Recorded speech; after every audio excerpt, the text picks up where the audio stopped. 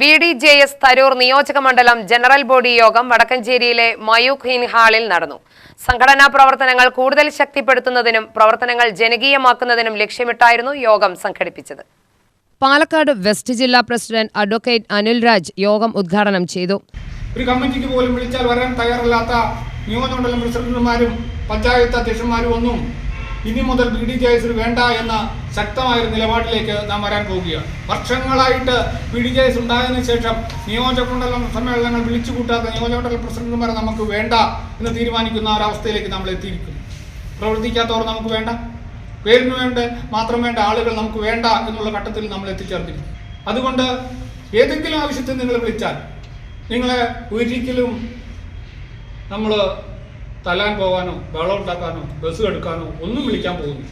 അത് കൂടെ ഒരു കമ്മിറ്റി കൂടുക, രാഷ്ട്രീയ പ്രവർത്തനങ്ങൾ ചർച്ച ചെയ്യുക, ആവശ്യമെങ്കിൽ മാത്രം വല്ല വർഷോ പരിപാടികൾ പങ്കെടുക്കേണ്ടി വരിക. ഇത് മാത്രമാണ് BDJSനുള്ളത്. അല്ലാതെ നമ്മൾ ബഹളം ഉണ്ടാക്കുകയോ സാമൂഹിക ദ്രോഹപരമായിട്ടുള്ള നിലപാടുകൾ സ്വീകരിക്കുകയോ ചെയ്യുന്ന ഒരു സംഘടനയല്ല.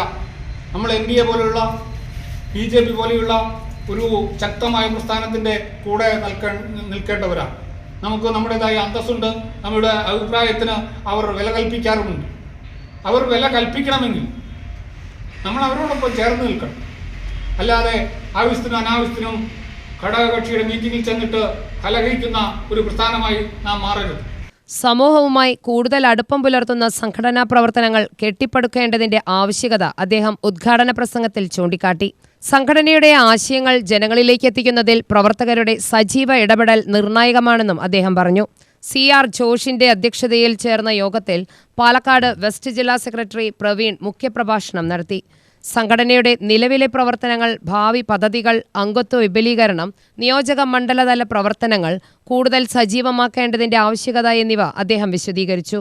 കൃഷ്ണൻ കുത്തന്നൂർ, ഹരിദാസ് ഉണ്ണികൃഷ്ണൻ, അരുൺ ഒറ്റപ്പാലം, അപ്പു കൂറ്റനാട്, K സുരേന്ദ്രൻ, CM പ്രണവ് എന്നിവർ സംസാരിച്ചു.